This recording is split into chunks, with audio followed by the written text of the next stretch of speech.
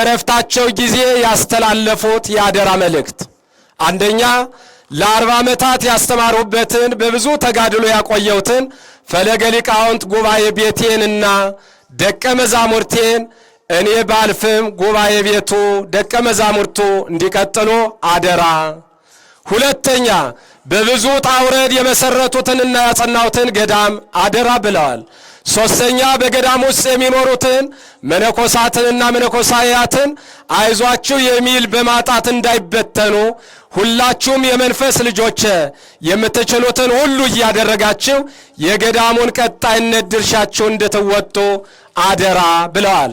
አራተኛው በቃሌ የተማራችሁ በእጄ የተባረካችሁ የመነኮሳችሁ ሥርዓተ ተክሊል የፈጸሙላችሁ ያጠመቋችሁ ያቆረቧችሁ ያስታረቋችሁ የመከሯችሁ በሕገ እግዚአብሔር ጸንታችሁ በሰማይ በክብር እንድንገናኝና ሃይማኖታችሁን ጠብቃችሁ እንድትኖሩ አደራ የሚል መልእክት አስተላልፈዋል።